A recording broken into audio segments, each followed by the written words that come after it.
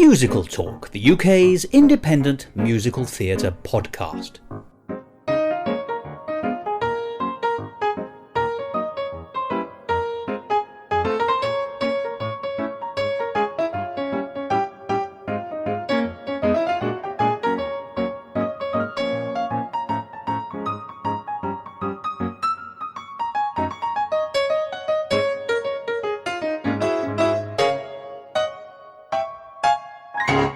Hello and welcome to another edition of Musical Talk. I'm Thos Ribbits, a man so obsessed that I even like to make sure that my holidays are themed around musical theatre, which means I should probably go to Greece.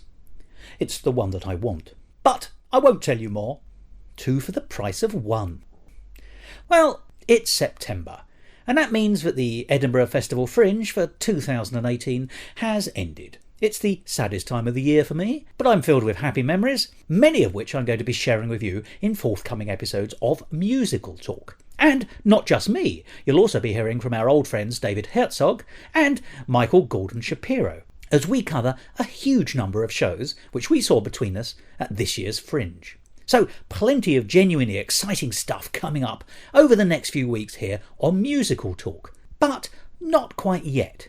Because for the next 3 weeks we're going to be looking at something we've never looked at before here on this programme, which is the creation of an original cast album of a new musical.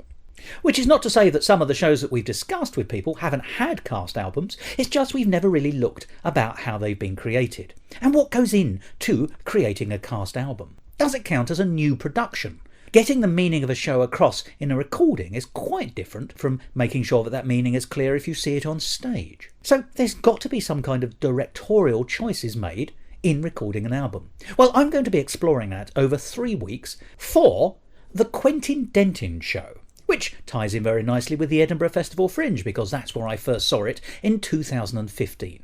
And we can genuinely say that it is one of the great successes of the Edinburgh Fringe because it's been produced several times since, and now, as you will have gathered, there's an original cast recording just about to be released on the 14th of September.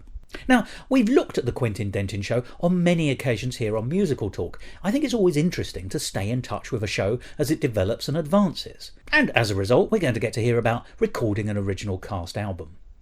And when you think about it, I suspect for most of us that's how we got into musical theatre. Sure, we might very well have been taken to see shows when we were young, but actually, as our tastes developed, we all fell in love with the albums of shows before we ever saw them. In fact, if truth be told, most of the shows that I love, I will never get to see because they're 20, 30, 40, 50, 100 years old, and I love them from their original recordings. So, what are we going to get?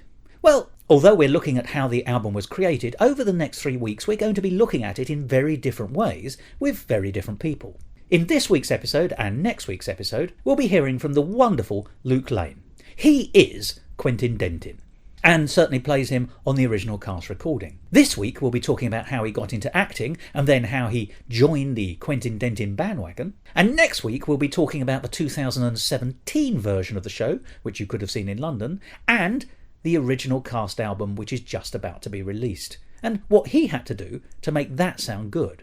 And then the week after that, we have another treat as we speak to the creator of the Quentin Dentin Show, Henry Carpenter, and his current collaborator, Paul Garrard, who you probably know best as the original drummer with the Kooks, but who has a finger in many musical theatre pies and opera, and worked with Henry to create the new Quentin Dentin album. That's in a few weeks' time.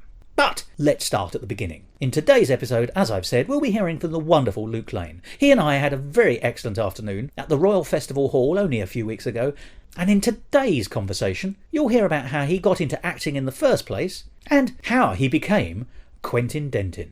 I'm sure you'll enjoy this conversation with Luke Lane.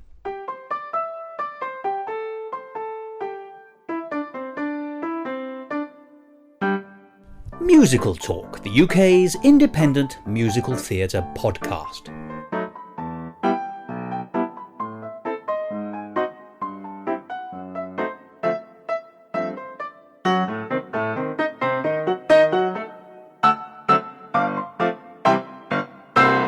Luke, it's a pleasure talking to you again. I've had the pleasure of interviewing at least once on the record and a couple of times on a live question and answer session. Absolutely, yeah. After a show when you were playing the sainted Quentin Dentin, who you are the embodiment of these days.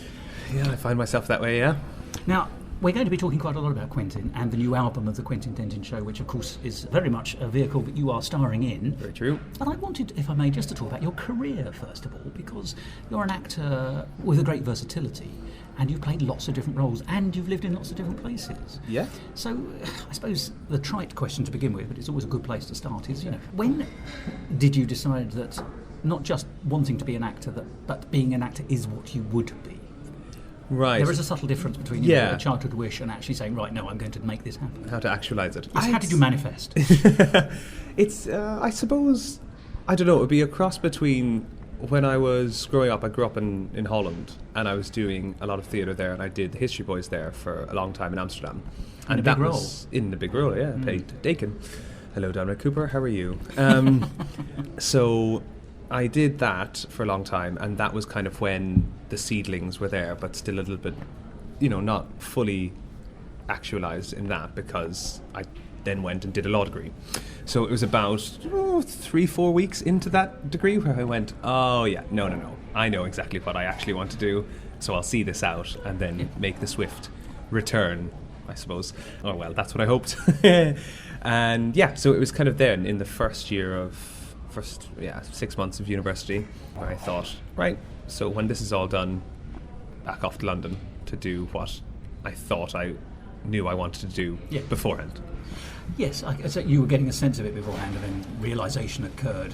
Yeah, and also a kind of courage thing as well, I suppose, as opposed to having the idea of, I think I'm the best at this, therefore, as if that was what I was saying. It was more going, oh no, this is a thing that people do, and this is what I like doing the most, rather than being, this is the thing that I'm going to be the greatest thing in the world at. So you'd almost, you tried it and tested it before you went into it almost. Yeah, which was very fortunate. I was at an international school in Holland doing lots of drama and lots of music. Yeah, I was going to ask, because forgive me, people will spot your accent, suggest you're not from Holland. That's true. No, that's fair.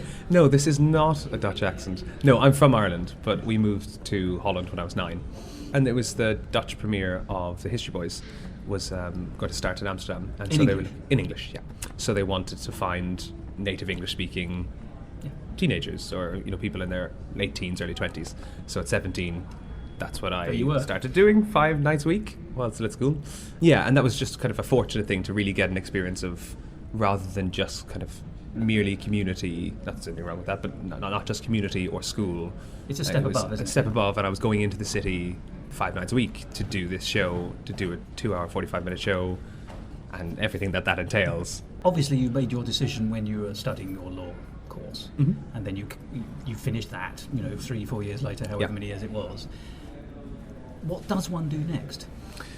I wondered that myself. Yes. I was at Exeter, and so I was doing my degree, and then I was trying to figure out what to do next, what was the best way of going about it. I was doing a lot of music. I was flying back to Ireland every couple of weeks, every 2-3 weeks. Throughout university? Yeah, from 2nd and 3rd year, because I was in the Irish Youth Chamber Choir, and they were touring the country doing different cathedrals and churches and things. So I was flying back and forth to do that. They were having me come back and forth, and I was trying to figure out what was best to do next, and so I was trying to focus on the things that I didn't think I was particularly good at as a performer. And then Exeter had a great drama department. So it sends a lot to Edinburgh every year. I've met many people from Exeter who've gone on to do great things. Yeah, and it was, at the time, I think it was the top drama department at universities. So they were keen, as all universities are, to keep their students, if they're going to do a master's, to do it there. So then I went straight on to do my master's in Shakespeare and classical acting, which allowed me to focus on classical acting, classical text, and then it also had a residency at the Globe, which was nice, which was very appealing. It feels where that ought to be going anyway. Yeah. So I decided to go on and do that before moving to town to see if I could tread the boards. Make it. Yeah, exactly. See my layman lights. I'm going to ask, forgive me, because so much British law is historic. Did your law course and your Shakespeare course have any overlap? No. Well, No, not really, no. No. It was interesting, obviously, going from one to the other, because they're just very different. Obviously, it was hugely academic, the master's degree as well. It wasn't purely practical. So part of the, not issue, but part of the difficulty that I found was just a completely different writing style and way of looking at things that's expected when I had just finished the degree previous. That was kind of a point of contention of, we prefer if you write like this. And I went, no. There's always elements of interpretation in both, of course. The law, in its broadest sense, has to be interpreted, which is what judges are for. And of course, any text, Shakespeare or otherwise, has to be interpreted. Yeah, and one of my favourite bits of my initial degree was law and language, of how legalese works and how that's accessible or not accessible. A lovely bit of Mortmain. Yeah, exactly. Great, I miss it every day. But yeah, and then just kind of, it was mainly, I didn't really do much hard law, so it was mainly legal philosophy and things like that, which I suppose are slightly linked in terms of breaking things down and figuring out what the moral aspect the of this is. jigsaw of it. Yeah. So Exeter finishes. Mm-hmm. Off you come to London. And was it always intended London would be the place you would go for? Why London in particular? Bearing in mind you have this sort of international worldview. Yeah, I always wanted to live in London. Because you have links with America as well. I do, yeah. My family lived there. Yeah, I always wanted to live in London. From the first time I came, when I was about 12, I came here with my mother for a weekend, and I saw Blood Brothers. Oh gosh, at the Phoenix, At the Phoenix. So, that was the first show I saw. That narrows it down to about 21 years. Yeah. So, I saw Blood Brothers there, and I can't remember what else. The Lion King. I think that was what I saw that weekend. And I just thought it was the most incredible place ever. It was just fantastic. I'm a city boy anyway, so I had enjoyed the Southwest very much and was ready to come into the smog. Yeah.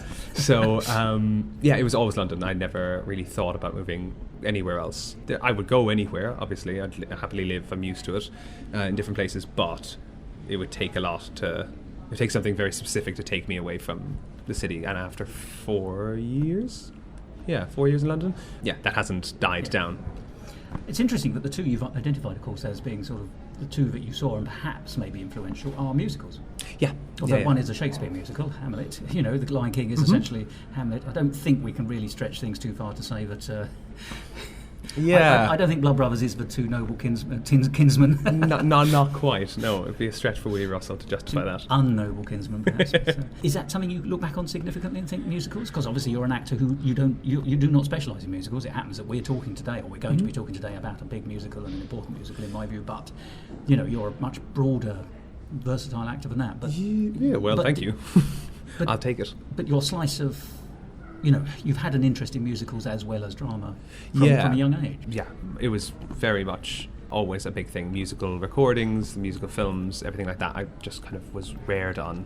And then I did a lot of music separately to drama, right? So I did a lot of classical voice. And choir. So I did them kind of separately to a huge extent. And growing up, my particular school didn't have a bent on musical theatre at all, really. We didn't do one. I think they do now, fortunately. But I always loved it. I loved singing, and I also happened to love acting, and the idea that the two of them could be together and throw a bit of soft shoe in there, why not?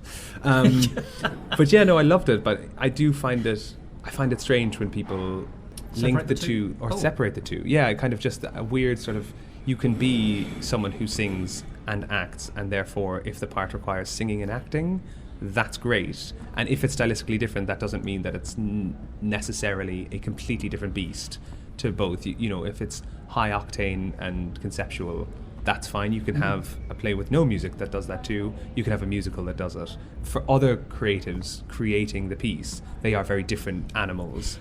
But for the performer, I don't necessarily see them. If you can do both, why that would separate you from one or the other. There has been a sense of ghettoisation over the years, hasn't there, though, between musical performers and other actors, should we say? Yeah. And yet, musical theatre, like any theatre, the clues in the title, it's got the word theatre in it. It's just drama. It's on the spectrum of drama. Yeah. Just a different way of projecting the ideas behind it. And it fails or lives on the strength of its narrative first, I always think. I think so, too. And in terms of performance, it would be the same as going... so you only do farce. Yeah. Do you know, it's a type of theatre, and that's great. Laura Benanti has a great little bit that she does on that, and they go, oh, you're a musical theatre actress, and she goes, no, I'm an actress, I can just sing. Do you know, that's just that's all there is to it. You know, I just sometimes sing in things, you know, so I think that's a better way of looking at it, or certainly the way that I would like to look at it. Also, actor-musicians are blurring the edges a bit as well, I think, on that, slightly in a different direction, but actually, you know, everyone is now becoming... I think it's being seen much more fluidly than perhaps it used to be. Yeah, and I think that's great as well. And yeah, I lug my guitar all around town all the time to go to actor muso calls, and I think it's great. And there's a nice blur of kind of where musical theatre and gig theatre and things start to meld and what becomes what. And define gig theatre. Well, that's the thing. No, so it's just this idea that effectively you're the slant. This is my definition. Whether that's technically correct or not, this would be what I would take it to mean. Where the slant is more towards going to see a rock band play, right, and then in doing their gig, and that having some sort of theatrical through line. So it's kind of it's on that side of the spectrum, as opposed to seeing a play that has some incidental music. It's the opposite. It's a gig that has some incidental theatre to it.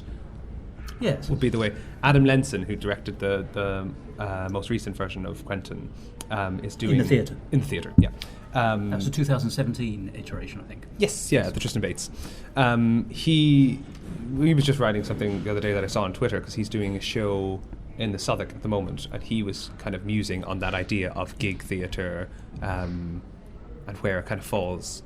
And I just find it interesting in terms of the minutiae of where different shows could fit on a spectrum of theatre, and that doesn't mean that they're in developmental stage. It just means that it's a different experience to go to watch. Yes.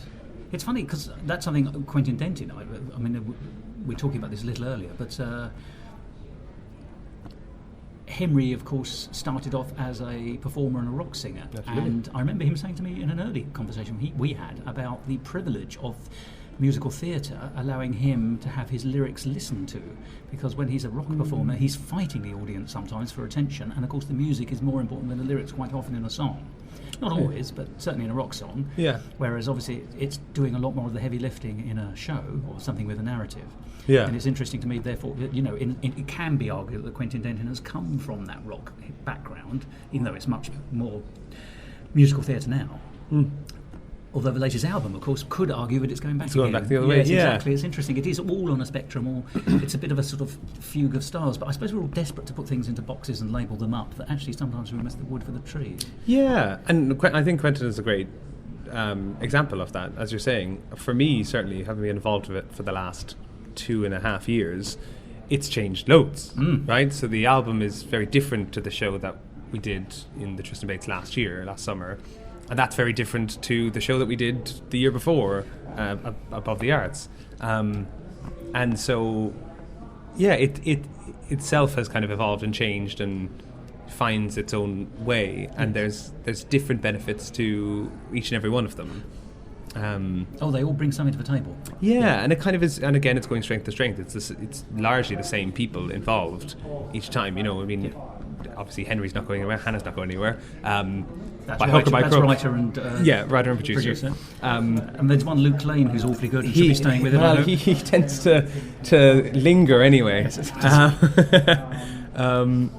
but yeah, so there tends to be those elements that continue on. So, and as we all deal with it, we're kind of getting better at what we do as well. So, yeah, the show just changes, and there's so much more that it can do when we try it out in different ways. And the album itself is that, that's a great example of it, because it is very different. It sounds very different, but it's at no point losing anything any kind of central ideas that any of the shows had.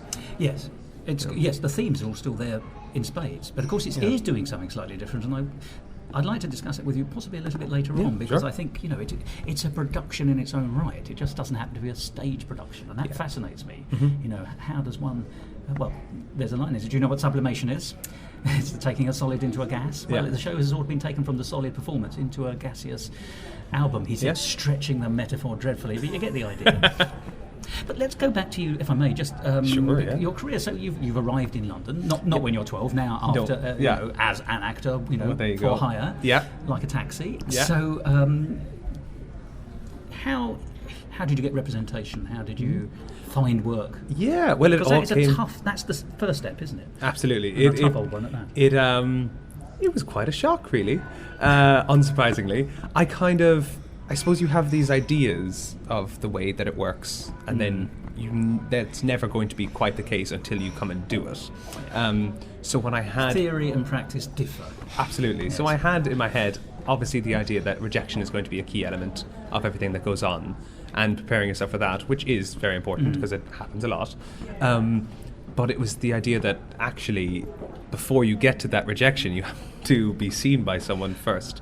And that proved quite difficult because I didn't have representation when I moved to London. And I kind of just packed up my bags and moved. Have you been in Whittington? No, unfortunately. I see you're using the method then, for when they do cast you. Exactly, I'm ready. But yeah, I just moved. And so then I was kind of bouncing around doing, day jobs that other actors were doing and chatting to people and kind of doing some showcases and things like that.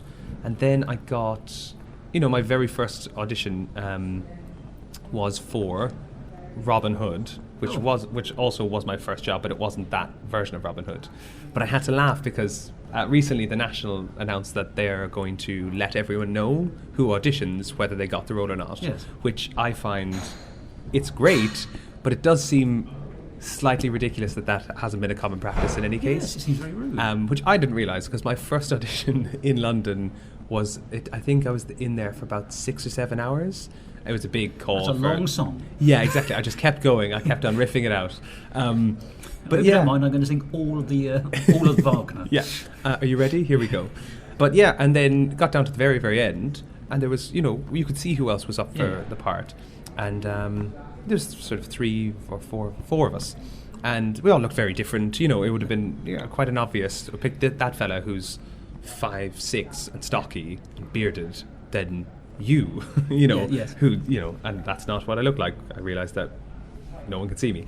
And they said, okay, we're not going to be able to decide today, so we'll let you all know in due course. And who knows, I might still get the call to let me know that I'm going to be playing Robin Hood in an outdoor production of Robin Hood. But yeah, just those kinds of things of auditioning and then finally getting seen by some people, again with no representation on casting websites and things like that. Then I got a kids version of Robin Hood. Yeah, it was my first job. And were you Robin? I was, Yep. Yeah. Everyone says Peter Pan.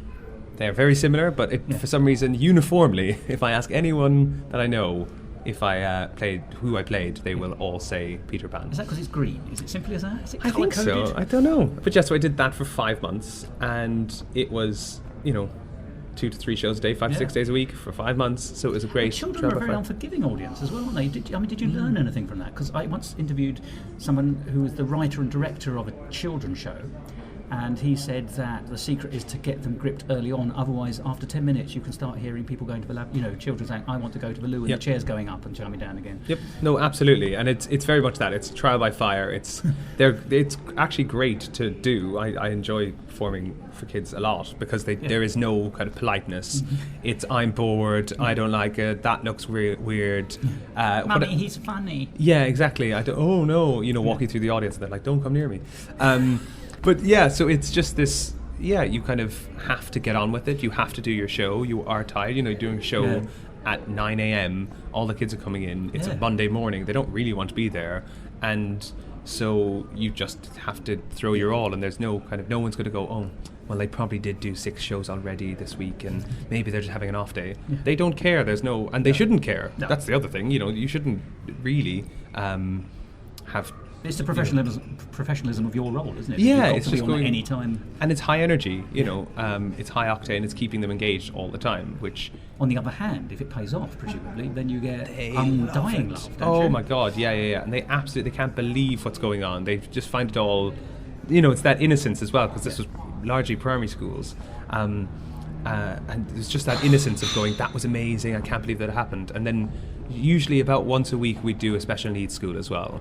Which was, wonderful, yes. Basically the same, but just everything was dialed up because depending on the school and depending on the needs of the kids, would change what you were going to get. There was one day where they decided, we were in this really small school, and the kids had quite severe special needs, and physical and mental, and they decided one of the things to keep the kids kind of engaged or just keep their minds going was to have little bouncy balls of various sizes. But then that meant we came on stage to find just what seemed like thousands of bouncy balls of various, bigger, smaller, just fired around the room. Just, you're trying to do all these things and they're just throwing things at you. It was absolutely hysterical. But yeah, and if they love it and they get engaged, you hear it from their teachers as well, if they can particularly communicate, that's the quietest they've been, or they do seem engaged, which you may not understand as an outsider, or I might not understand as an outsider, but the people who are with them every day say, oh, they were paying attention and this never happens, and so it's lovely being able to do that. Yeah, it was lovely doing that. It was long, but it was lovely. And a great 5 months, you said, didn't you? 5 months, yeah. That is a tour, isn't it? That's from Scotland down to Cornwall and across to wherever we went, Essex. Just the length and breadth of the country. So finished that, and while I was in the minivan driving back and forth, trying to apply to any jobs that are going, and that's when I saw Quentin the first time come up as something that I could try to put myself up for, and a couple of other things. So that's when Quentin started. Quentin was the second job I ever booked, the first job in London. Which seems amazing to me, because you fitted the Quentin character and his clothing like a glove. It's a very just particular look, isn't it? Yeah. So Quentin landed in your life very early on in your career. Yeah. And it was hard fought, it was hard won. I never saw Henry do it, because he did the Edinburgh production. That's where I saw him in 2050. So you've known it longer than I have. And I never saw him in it, so I didn't have that idea of what he did with it before. So, but that's an advantage, isn't it? I certainly think so, because I didn't think of any other way of it going on than what I was going to do with it, and I'm sure other people who auditioned had other takes on it, and many of them could have been great. Who knows? And I'm glad we never have to find out. Comparatively. Well, I've got to pay you the compliment and say I think you are absolutely the bee's knees as Quentin, and it's not a one-note character. So I would like to explore that in a minute. But sure. So you got the role in your minibus? I did, yeah. Valentine's Day. Oh, really? That year, 2015. I had my callback audition, and then I found out the next day. And it was hard fought. I didn't go to Arts Ed, I didn't go to Mount View, and most of the people being seen went to some place like that. So obviously what I was doing they liked. And it is a big character, and so there's loads of room to stretch out. Yeah, so while I was doing Quentin, I was also doing another play, it being the centenary of the Easter Risings in Ireland. So there were lots of Irish plays going on, set in places like the GPO in Dublin, which was kind of a stronghold that was falling. It's a venue. Yeah, absolutely. I was doing that at the same time, and then Quentin, and then went straight off and did the Cambridge Shakespeare Festival, did a bit of Shakespeare. So it's quite busy in a way, isn't it? And very different areas. Yeah, nicely stretched out, nicely different things. And then I went back. It all kind of started going, and I still didn't get it. I still didn't have representation for a long time, actually. Did some filming then. I did an English language program, which I have not seen the light of day. Thank God, because I can't imagine what it could be great. I have no idea. Yeah, it just kind of rattled on. I did a tour as well. I did a TIE for hate crime in Cumbria, and then Quentin sort of started to come back up again. I'm probably missing something in the middle there. It seems like there was a big gap, and I don't know what I did. I did something. I don't know. But that seems to be, if you like, then the foundation stone of your current career, then, when you were suddenly stretched. Irish plays, Shakespeare and Quentin Dentin, and then from there, you've not looked back, have you, really? Yeah.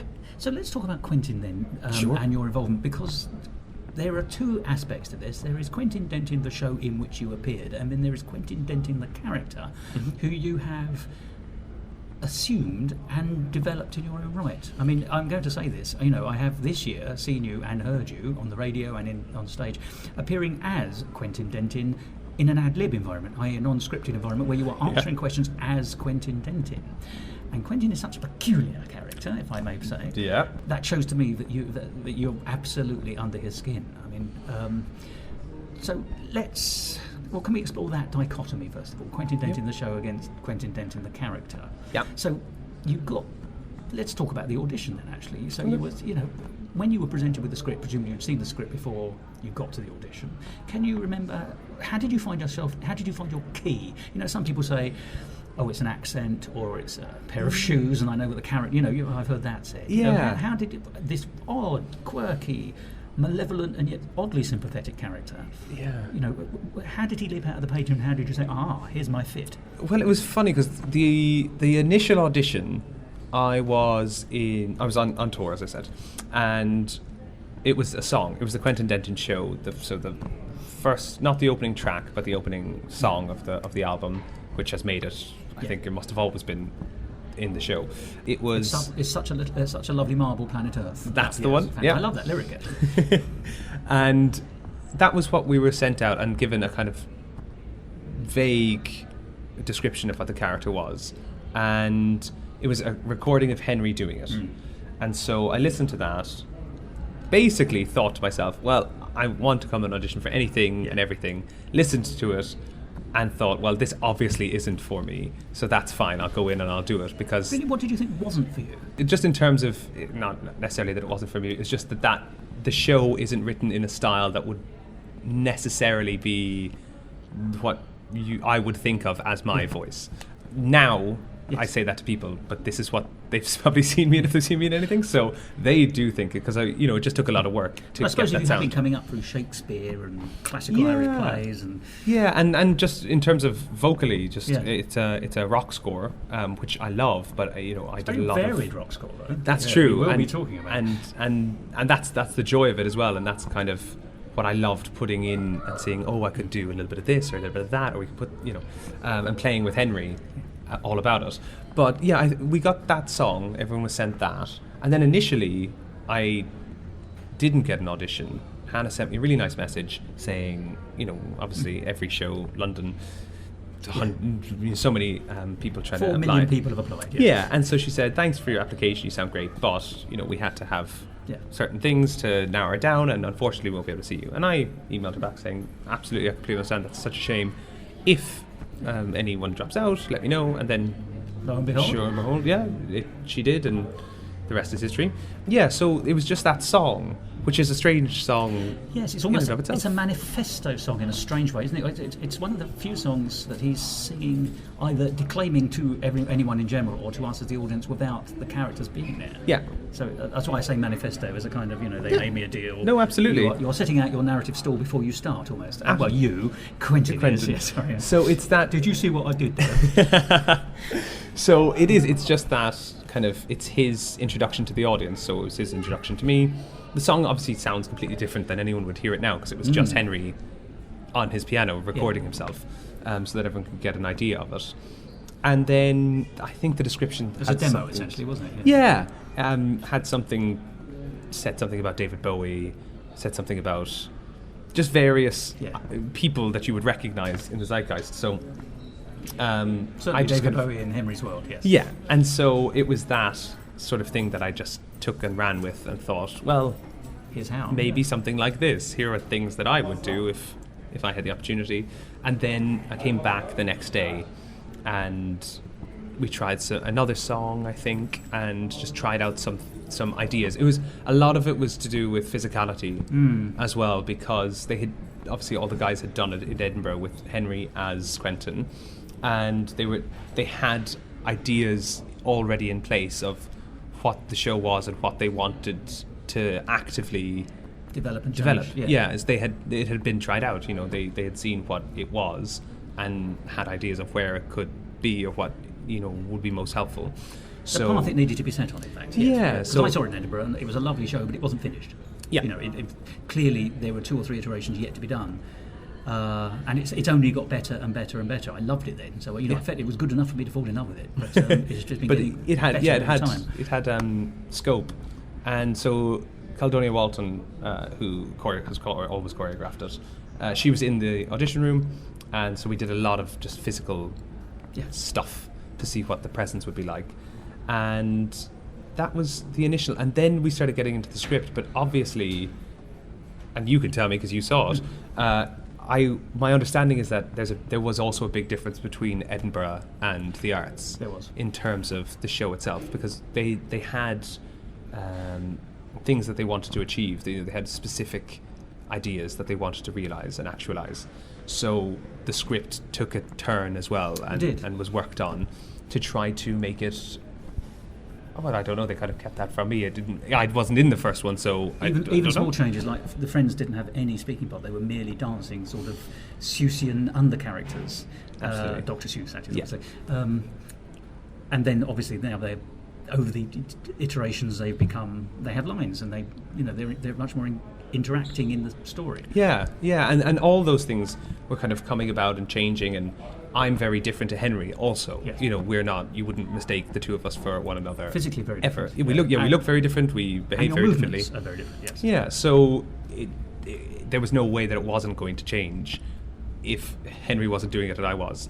So yeah, I had a great amount of freedom, and what was lovely about that experience was the fact that Henry, who had written the show, was the MD. So he was there as well to kind of bounce ideas off. So when we were rehearsing the music, we could have a dialogue of going, oh, why don't you try this? Oh, how does this sound? Or do you like this? Or so it doesn't feel like you're just completely bastardizing someone's work. You're actually there with them going, wouldn't it be great? And it becomes much more fluid in terms of... in fact. Yeah. Exactly. Which is actually the source of all great art, really. Yeah, and it was lovely because it was such a small team, and everyone was involved, and everyone was very... Not particularly... there was some... It was precious to them because they were working so hard on it, but also it was very much, we're all in it together, so let's kind of see how this all works. And Hannah is great as well at that, because that's sort of how she's getting everything to keep rolling. And she is an amazing producer. God bless her. Yeah, she's so much keeps more it than going. a producer. Yeah. So that was just the way that the character was developed, and there was new things being put in, and how I was how I was reading the script was in another scope as well, because I had never seen the show before, and a lot of people involved had been involved with it for some time already. So I was coming at it from completely fresh eyes and just diving straight in. And I told them, we had a discussion early on where I said, I'll just throw things at you, take them if you want, or tell me what to do, but I'm not going to go into a rehearsal room and just go, so what would you like? Yes. It's, I don't think that's an effective way of working. So it's got to come from your creative soul. Yeah. As well as everyone, the narrative or text or whatever it is a starting point. It's not a finishing point, is it? No, and also it'd be insufferable. Yes, it'd be insufferable for a creative team if the lead performer in the show just got there every day and went, I've done no work, so I'm a corkball, tell me what to do. Yeah. Because it doesn't make it interesting, and you can't have everything blueprinted out perfectly. You want something to happen, and then let's see how we can mix this all into the pot. Fortunately, he knocks on wood, it worked to some degree in any case. So how quickly do you feel that you sort of made a connection with the character, that you could throw out these creative ideas that weren't wrong or wacky? I mean, I'm not... Every idea will have been polished and honed or sometimes rejected, but you must have felt that you had your feet in his shoes, figuratively, to be able to make those creative choices, or proposals at least. Yeah, and probably the biggest thing with that is that we rehearsed all of the music before we even got in the rehearsal room. Oh, that's interesting. So I was with Henry in a music room, which I felt very comfortable in as well, and we just went through the whole score of how the songs were going to be, and then that in and of itself, fortunately they're good songs, so they're easy to pick up, so we were able to play with them more than I think we may have expected from the time that we had allotted for it, because the songs are catchy, because they work, they're easy to get into. Henry likes writing very wordy songs, which you need to get your mouth around them. Good diction. Absolutely. Yes. Also, what was quite funny is that this is the way I sound normally, but working, except for that Irish play, I never get to speak like this. I'm always English. And they had no issue. They thought, Quentin could be Irish. That's, he's not from anywhere specific, so that makes sense. But I made the choice because it worked better sounding. Henry is very well spoken and is very English, so they were written in his voice because obviously he was playing the part. So some of the rhyme schemes, some of the scansion didn't make as much sense, or felt like I was fighting my own voice to get them to fit that way. So it was just more practical for him to be. And also there is that kind of Etonian sneer, arrogance. Yeah, I mean, he is quite an arrogant character. Oh yeah. It's funny. I'm just a little tangent, but you're absolutely right about the effect of culture on a piece of theatre. You know, there's a fantastic song in Hair, not a musical I much admire, but I do like it a lot. Well, Manchester, England. Yep. I mean, I think the lyrics in some senses are execrable across the Atlantic Sea. Yeah. But there's that bit, isn't it, where he rhymes Claude with God. Yeah. Which just does not work in an English accent. No. Which does in America. And indeed, the same rhyme scheme, I think, more or less, happens in... Sondheim wrote a song for his 80th anniversary review, where to make the rhyme scheme work, you have to say God rather than God. Yeah. And, so it works for an American, but it wouldn't work very easily for a British performer performing in their own accent. Yeah. Or Irish, presumably, Yeah, no, I can't imagine that would work.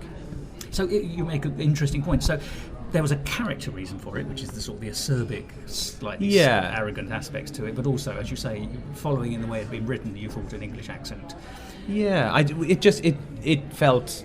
Yes. That's what was necessary. It gives a sense of authority as well, which is actually what the character is all about. Yeah, or it can. absolutely. And there are English accents which seem to exude authority, probably quite wrongly, but naturally we're all trained through the class system to believe that. So, and that's kind of what's being played on. But also a big part of it was trying to make him charming. Yes. And so don't hold me to it. I think part of it was this idea that an Irish accent is nice to listen to, so... That's the reason you hear it on TV all the time and on the radio. It's mellifluous. It's that kind of, oh, lovely. And so... Or indeed sexy in many cases, forgive me. I can't possibly comment. But I think that's a reason that they wanted, or they thought that could be a benefit, because that would be nice. So he's Irish and he has this, but in actual fact, it needed that kind of posh English... It needs an edge. Thing to it. And then the charm... can be hard won elsewhere. I can't allow myself to have it that easy, just to use your a acting little chops lyrical. Are given full rein, by the way. Because you're right, it is actually quite difficult for a character as obviously unpleasant as Quentin to then be able to provoke poignancy and sympathy, or at least empathy, in an audience, which the show demands does happen. He's not a one-trick pony. He's not a grotesque in that sense. No. There's a always light and shade. He has. And that was very important. He has an arc. Yeah. He has a want, and he has something that he wants to achieve. And so getting the audience on board with that is paramount. And if it doesn't happen, the show doesn't work. It will still be really enjoyable because it is a crazy, wild, fun show that has plenty of jokes and plenty of things going on with it that you can have a great evening's entertainment. But to make it work as a play, you need to be holding on to something, and you need to want, for the main person that you see on stage all the time, you want them to have some form of success, or you hate that you want them to have some, the character you sort of love to hate and hate to love. An anti-hero is great because and it's great to play, quite frankly, because you can do both of those things. You can allow the audience to hate what you're doing, but the challenge is they can hate what you're doing, but you're trying to make sure they don't hate you. Yes, but you succeed in that. You succeed in that. And people have said so. Yeah. Not just me. I had the privilege of doing a question and answer session with you after one of the 2017 performances. Yes. And one of the questions from the audience was, there's a sense of being sad at a comeuppance, and this sense of... one of the questions was, more accurately, I don't like him, but I like him. How am I supposed to be feeling? Yeah, and that's great. I don't, as a personal taste, I don't like when things are wrapped up in a nice, neat little bow for the audience, because it means that you're letting the audience off the hook of having to think for themselves. Where is their interpretation? Yeah. What do you think happened? What would you want to happen? Where's the discussion afterwards? And a lot of things do have that element of going, and now we are done. And that's very satisfying, and there's obviously a place for it.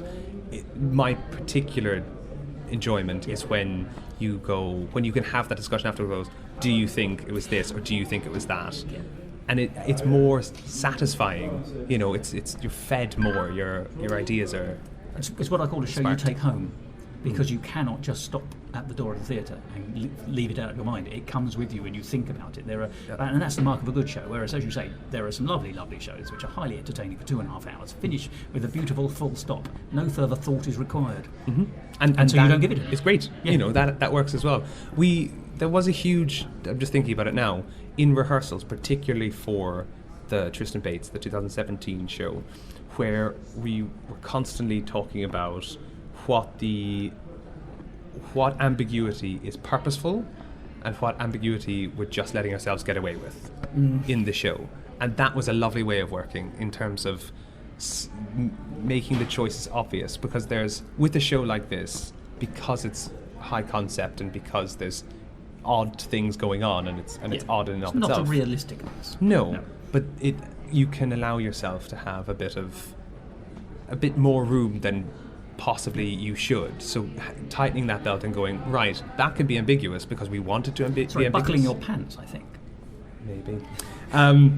But yeah, that could be ambiguous, and because we've decided that we want the audience not to feel like they're on solid ground here. Yes. But it has to be a choice and it has to be justifiable, and if it's not, then we need to look at it. And so that was a great in terms of the rehearsal process of the 2017. So dramatic intent rather than dramatic license, actually. Absolutely. Yeah, that's a perfect way of describing it. It was that, how do we make sure that we've trimmed all the fat from this, if there is any, or where have we just tightened anything up that is a bit looser than it has any right to be, because the show was much longer at this stage. We were doing it in 2 acts, and it was... I've never seen the 2-act version. How interesting. You have. The Tristan Bates was 2 acts.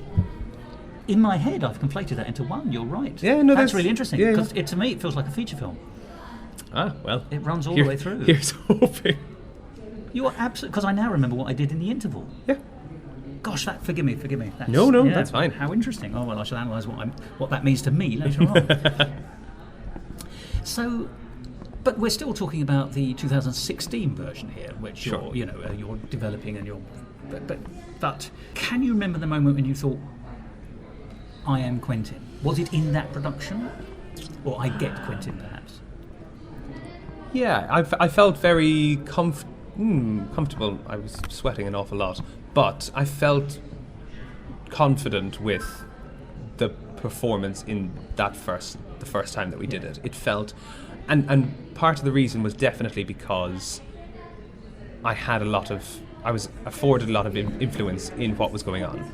That the show was we were developing a show, and I didn't have that much interest in just being told where to stand, what to do, and what to say, and how to do it. You're not a directee.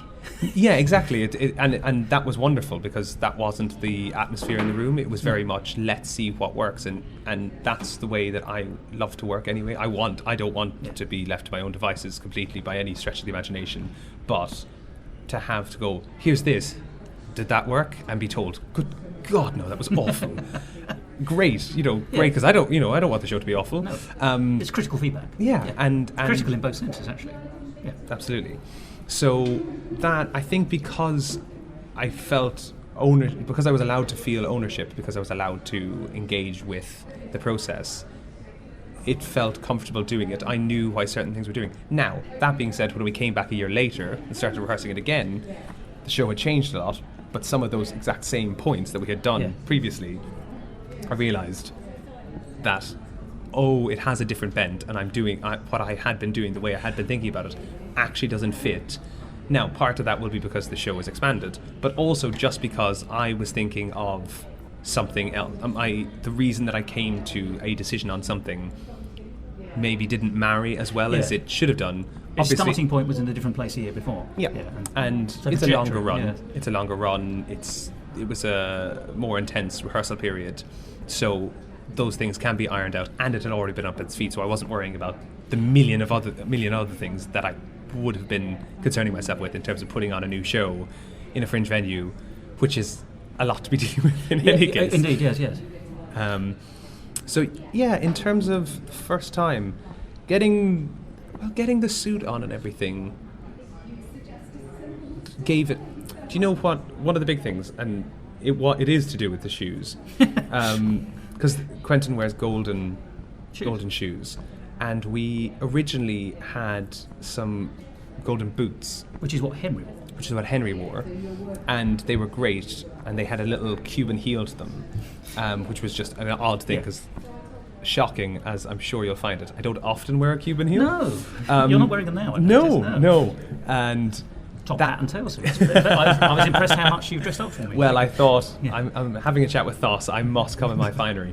So putting those on because we rehearsed in them, and then we realised that when I got a new suit, that they didn't work because for whatever reason, boring technical things. So then that changed, and then having the new shoes and a new suit. And it kind of felt like it necessitated a bit of ownership over it, because now the character, what made the character, was going to be different. That's really interesting. Both actually and figuratively, it stopped being a hand-me-down. Yeah, not that it... No, nobody did, but yeah. It didn't feel like... You were wearing Henry's. Yeah, it didn't feel like I was wearing Henry's clothes, but it was just... It was different, and so... There's something empowering as well of kind of being in that kind of suit. But when the suit is then made for, when it's fitted for you, you kind of go, oh, okay, yes, and now I'm starting to get it. And also getting used to the suit and the strange movements. That was very much a part of what Caldy was focusing on. Because it's more than just choreography; it's a movement piece, isn't it? Yeah, yes, right. And that's really important. That it's part of the non-naturalistic element of it is that Quentin isn't moving naturalistically by design, which took a lot of, me being told, no, yes. I see what you've done there. That may look great and might feel great, and the audience might laugh. But remember what world we're in, and if you want to do that, make it work. Yeah. Again, like we were saying earlier, tightening it all up, going that might work, but having that suit kind of gives you're kind of putting your armor on. You're going, right, I know this, and then having the hair and makeup done. All of that just allows you to kind of get ready to do it. So when we were rehearsing for the Above the Arts performance, there was a rehearsal where we started running through everything, and we had all of our bits. We had everything taped up, and we knew what was what. That you kind of feel a little bit of calm. We started to do dress runs. The band started coming in, and you kind of feel the extra stuff turns up. I know what the show is, because you have to remember as well. Hannah, Henry, Caldy, Shauna, who was in the show, they had all done it in Edinburgh, and Jamie had done it in Edinburgh as well. Yes, he was the 2016 Keith, and they had done it, and so I didn't necessarily know what their experience fully was, because I wasn't there. You can't know. And it was getting to know everyone and not feeling at all like you're kind of coming into a moving, you're jumping on a moving train. You're kind of going, oh, now we're all, I know I feel confident and comfortable in what we're doing, and that we're all doing it together. And so it just took a couple of rehearsals to get that through. So you weren't a recast, and hopefully you never felt like that. It was a new cast, even though there were overlaps with the old cast, if that makes sense. 100%. Let's talk a bit more about the physicality then, because I'm absolutely fascinated by this, because I had noticed over the number of times I've seen it in different versions that the footwear changed. I spotted Henry's boots. Yeah. He's a tall gentleman. Mark, you're a tall gentleman too. Yeah. But you do have a different build, you have a different look. Yep. And as you say, you come in crisply in your suit. You look like it looks like a Savile Row bespoke suit. You look like the kind, and as you say, when you put a good suit on, you do stand differently. You're proud of it almost, whether it comes across in the bearing.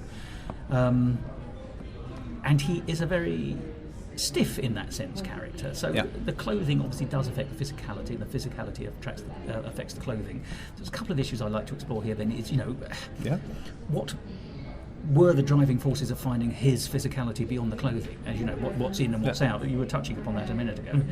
And Ben, I'm going to ask you, forgive me, a slightly different question, and I hope you won't think I'm flattering you here, but you're a very handsome man. There's a lyric in the song about being very trim. He is an ideal. He's portrayed as an ideal. He characterises himself as an ideal. Yep. Particularly when he's next to slightly bumbling, let themselves go, slightly lethargic-looking people, shall we say? You know, the couple, Nat and Keith, particularly Keith. You know, so he is a contrast, and that's partly physicality as well. But the second side of that is, do you think it would work? And be honest, do you think you could have a non-handsome Quentin? No, I know it's difficult for you to answer. But you know, let's just take it as read that you're a good-looking man. Okay. So the first part in terms of that physicality. So it has to be remembered as well when looking at the show, which hopefully people listening, if you've seen the show or you listen to the album, you get a sense of what the show is. Yeah. But it all starts out, the idea of Quentin is that he's coming from non-human, so there's a robotic element to him. Yeah. And that's a kind of netherworld sequence, isn't there? Absolutely. Yes. And so, and that goes for the friends as well, the two sort of, as you said, Susian companions. So they all have to have a movement style that is similar, that is recognizable, that they're a part of this, and everyone else, including the audience, are the other. Yes. Right? So that, right. We're the aliens in your world, not the other way around. Exactly. That is a very interesting observation. So it's creating that world and making it a constant, right? You can't have a show, it would certainly be a very boring show, a little bit beaten over the head too much, if it was constantly reminded that they are different. So by having a movement style that makes it constantly seem like they're the other, that's what you're then looking for. So it was a lot of robotic movements, it was a lot of viewpoints work, a lot of linear, if you're going to a place, you go straight to the place and you know exactly when you're going to stop. That nothing is left up to chance. And then when there's a moment where you're trying to have more fluid movement, that's kind of hyper exaggerated, that suddenly there are, particularly with the friends, yes, but also with Quentin, that you go from 0 to 60 all the time because it's a program that's kicking in. Yeah, he's not a transitional character, is he? No. He's binary, I suppose. That's that. Yeah, exactly. It's binary. It's on or off. You're moving to this point, then you stop, then you turn, and everything moves together. So what we were trying to do a lot of is that if your head is going to move, just your head moves. If your whole body looks spooky and weird, because you just did it then, and it was very kind of, oh, hello. But it doesn't happen otherwise. If you're going to turn around as you're talking to someone, you kind of move not all together at once. Your body ripples into one. This would be head, shoulders, waist, or everything all at once, and everything staying forward until you turn. So it's a lot of that, trying to create that. It's very jarring when you first see it, but then it's subtle throughout the entire show because you've just created that world. In terms of Quentin being different, in terms of Quentin being not very difficult when you ask a question. Yeah, I know. Quentin being handsome, an ideal, which is very nice to hear. But we did kind of, in terms of the hair and the makeup and everything like that, and the suit, it was that sort of Ken doll aspect. The makeup is very much just sort of perfect, almost to the point of almost being inhuman. Yeah. So that's the kind of AI idea. But I honestly think that Quentin, as a character, doesn't have anything that any physicality in terms of the look of the person playing. Quentin is also, quite frankly, can be genderless. There's no necessity that Quentin is male or female. Could be Quentina or whatever. Yes. Yeah, or it's just it could be anything. What it has to have is a personality, and what it has to have is a kind of over the top want to a kind of Machiavellian drive. So the body is a bottle into which the personality has been poured, but the bottle of shape is immaterial. Yeah, absolutely. And there is an element of, there has to be a pristineness, but that is all costume and hair, and course, I don't look like Quentin walking around the street. I don't have my hair perfectly done, as you can see today. I don't have... I'll swap it with mine. I've got it here in a box. So, yeah, Quentin, the life of the show, the Quentin Dentin Show, Quentin can be inhabited in various different ways. But he has to be an idea of some variety. That is a physical thing. It's not just a personality, though. Yeah, that's true. I think you would certainly look to that, I guess. It would be a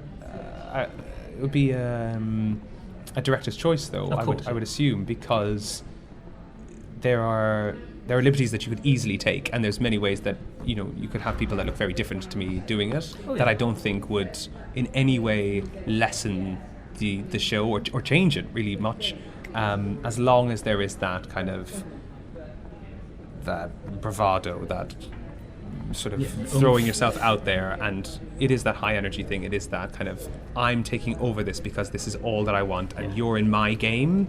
I'm going to make it seem like you're playing the game, but I'm playing you, and you are going to do the things that I need you to do until you realize how right I am as Quentin. And so that doesn't necessitate any kind of physical nature. That's a personality thing. You're quite right. Yeah. So yeah, I think. I mean, that's a very good answer. There's no right or wrong anyway. I've just also, in my head now, I'm also trying to think about older actors. It would never happen, but would Sir Ian McKellen make Quentin Dentin? Well, of course, he'd look great in a white suit. He's done it. But once Lear is finished, yes. I think he could be my alternate. Yes, that's fine. I'll be Bette Midler. He could be Donna Murphy. That's fine.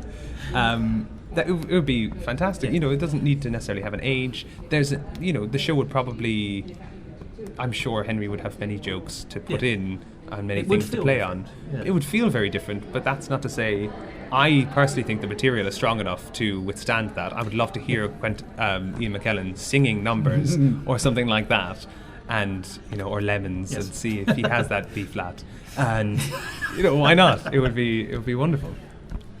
So, Luke, this conversation is far from over, but you've given me so much food for thought, and I think for the time being we'll call it a day. Sure. So I'd like to thank you for talking to me about the what I think we have to call your career and the gestation period of Quentin. Let us, on another occasion, talk about the apotheosis of the excellence of your interpretation and the show and the album. So for the time being, thank you, Luke. Fantastic, thank you very much.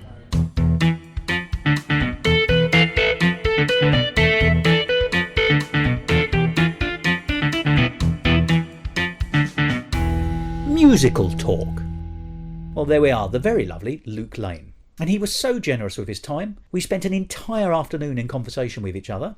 And you'll hear more of the fruits of that chat next week, when we hear more specifically from him about the 2017 version of the Quentin Dentin Show that was on at the Tristan Bates Theatre in the middle of London, and this year's new, if you like, production, the original cast album. And it proves a very interesting insight into what it is a performer has to do in those circumstances. It's quite different from appearing on stage. So stay tuned for that.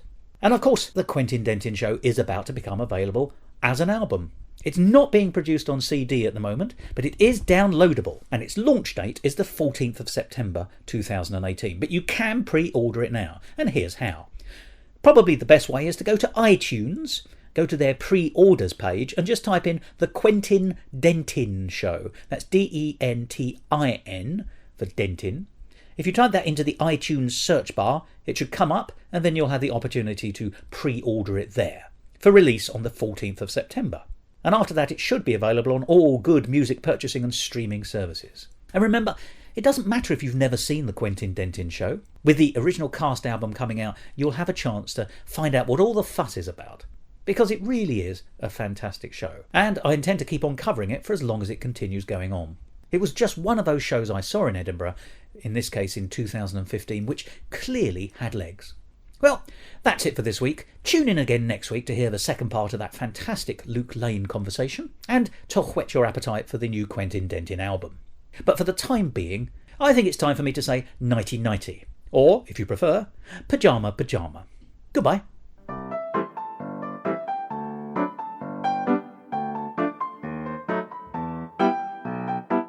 This episode of Musical Talk edited and presented by Thos Ribbits. Copyright Musical Talk 2018.